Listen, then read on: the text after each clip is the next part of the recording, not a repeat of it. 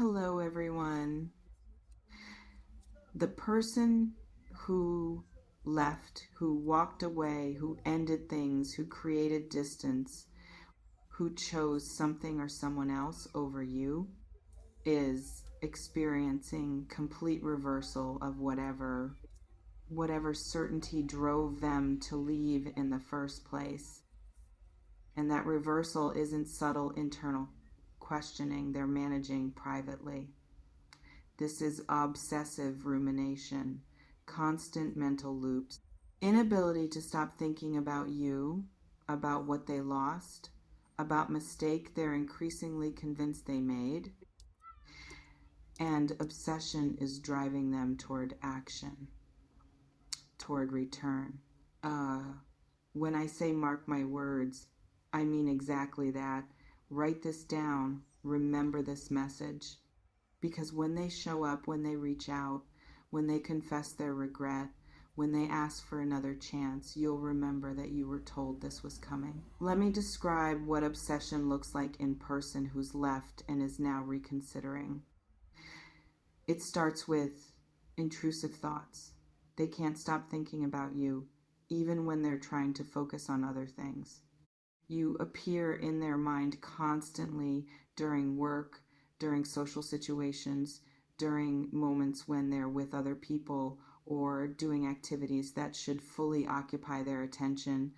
And those thoughts aren't just neutral memories, they're charged, heavy with emotion, regret, longing, anxiety about having lost you, fantasy about getting you back.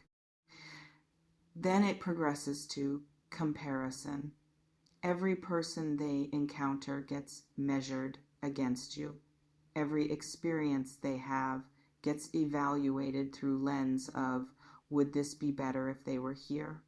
And consistently, invariably, you win those comparisons. Not because you're perfect or because they've idealized you unrealistically, but because whatever you were to them, whatever you provided, was more significant than they recognized while they had access to it. Then comes research phase. They're checking your social media, asking mutual friends about you, trying to determine through indirect channels how you're doing, whether you're dating anyone, whether you seem happy or sad or indifferent about their absence. That research is compulsion. They know they shouldn't be monitoring you. No, it's not healthy, but they can't help themselves. And eventually, soon, research and rumination won't be enough. Thinking about you won't satisfy. Watching you from distance won't suffice. Fantasy about reconciliation will demand testing in reality. That's when they come back. Not with casual, how are you, but with intention, with confession of how they've been feeling, with request for conversation, for chance, for reset. Let's pause here. This reflection invites you to consider whose absence from your life has felt like rejection, but might actually be their own confusion or fear that they're now recognizing as mistake. Maybe ex who ended relationships citing reasons that seemed solid at time, but that might not actually hold up under scrutiny of life without you. Or a friend who pulled away without clear explanation. Creating distance, you interpret it as them not valuing you, when actually they were overwhelmed by their own issues and are now realizing your support was more valuable than whatever drove them to isolate. Or romantic interest who chose someone else or chose being alone over pursuing connection with you and is now discovering that other choice isn't delivering what they expected. Or person who ghosted rather than having difficult conversation about where things were heading and is now plagued by regret about handling things that way. Whoever it is whose departure hurt you, confused you, made you question your worth, They're the person whose certainty about leaving is crumbling into obsession about returning. This reflection invites you to consider, if this person came back, would your first response be relief or anger? What makes their return complex? What makes obsessed wanting to be with you both flattering and potentially problematic is understanding what they're actually obsessed with. Are they obsessed with you, actual you, as you really are, with all your human complexity and imperfection? Or are they obsessed with idea of you, with what you represented, with relief from loneliness or regret, with winning you back as way to restore their ego or avoid facing consequences of their choice? Healthy return looks like person who's done work, who understands why they left, who's addressed whatever internal issue drove departure, who can articulate specifically what would be different if you gave them another chance, who sees you clearly, not idealized version, not fantasy projection, and wants actual relationship with actual you, flaws included. Unhealthy return looks like person who's just lonely, who misses having someone rather than missing you specifically, who wants to erase their guilt or discomfort about having hurt you by getting your forgiveness, who's driven by ego, need to prove they can get you back, need to win, need to not lose you to someone else, or person whose new situation isn't working out and you represent safety, backup plan, known quantity when unknown is proving too difficult. The obsession in those cases is about them, their needs, their comfort, their ego, not about recognizing and valuing what you bring. This reflection invites you to consider, would you be able to distinguish between person who genuinely wants you versus person who just wants to not be alone or to feel better about themselves? Let me describe what their approach might look like when they come back, because understanding patterns helps you prepare response.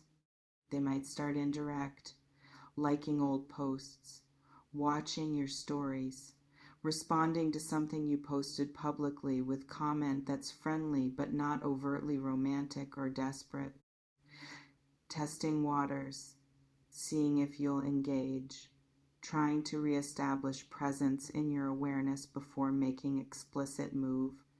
If you respond positively to indirect approach, they escalate. Direct message, text, call. Can we talk? I've been thinking about you. I miss you.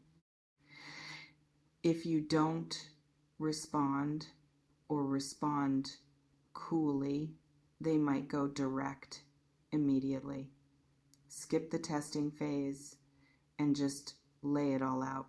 Confession, apology, admission that leaving was mistake. I was wrong. I regret how things ended. I can't stop thinking about you. I want another chance. Or they might use intermediary, mutual friend mentioning that person has been asking about you, that person expressing regret to friend, friend accidentally revealing that person wants to reconnect but is scared you'll reject them, creating situation where you're invited to make first move toward reconciliation, giving them permission to approach. Or they might create coincidental encounter, showing up where you are, running into you in ways that seem random, but that required them knowing your schedule or patterns. Once face to face, harder for you to ignore or dismiss them, harder to maintain boundaries when they're physically present and you're caught off guard. Or they might go dramatic, grand gesture, public declaration, something designed to demonstrate intensity of their feeling and seriousness of their intention. That approach is manipulation if it puts you on spot publicly, makes saying no harder because audience is watching. This reflection invites you to consider which approach would you find most genuine versus most manipulative if this person tried it. What you need to understand before they return, because preparation creates power, is that their return doesn't obligate you to reciprocate. Their regret doesn't erase their choice. Their current obsession doesn't undo their previous rejection.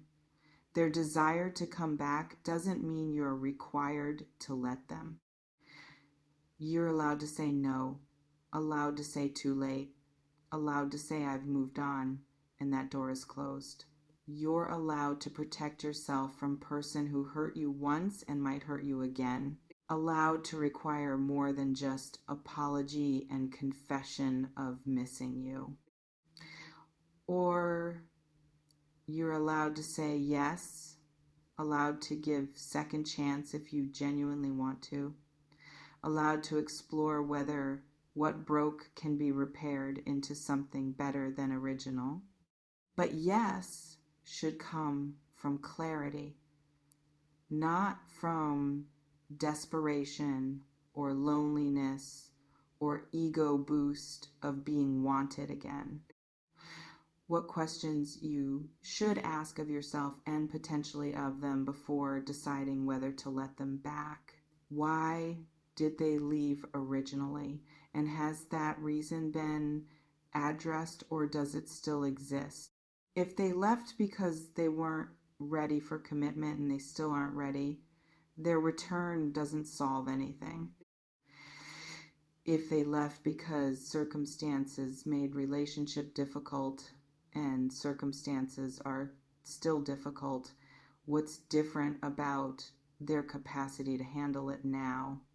If they left because they thought they wanted something else and that something else didn't work out, are you their choice or their consolation prize? What changed that makes them think reconciliation would work when it didn't work before? What internal work have they done? What patterns have they addressed? What growth can they demonstrate? Words are easy. I've changed is claim anyone can make, but evidence of change is what matters. What would be different if you gave them another chance? What specific behaviors, commitments, boundaries would shift? How would they demonstrate that this isn't just temporary enthusiasm that will fade once comfort of having you back replaces urgency of wanting you back? And most importantly, what do you actually want? Not what do you want to want? Not what would be easiest or most validating. What do you actually want?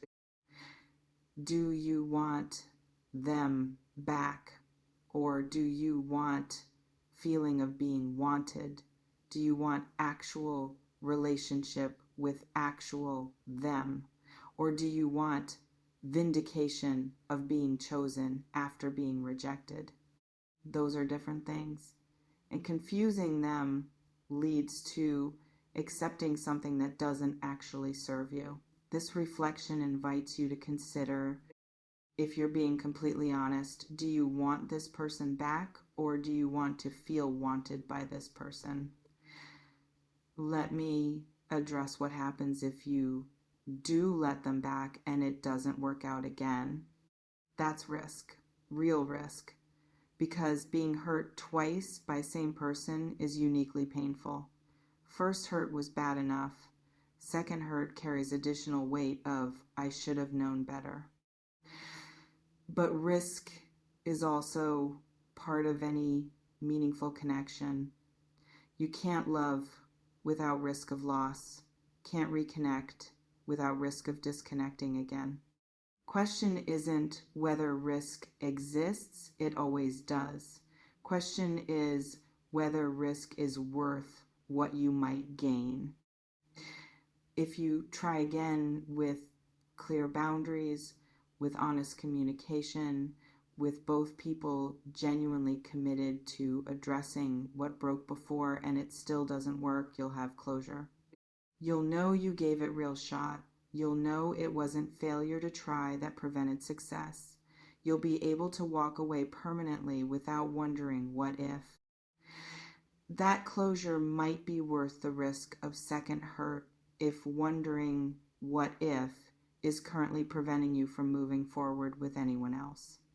But if you're already clear that this person isn't right for you, if you've done your grieving and your healing and you're genuinely ready to meet someone new, then reopening old wound for sake of their obsession is probably not worth it. This reflection invites you to consider, are you actually hoping they come back, or are you just curious about whether they will?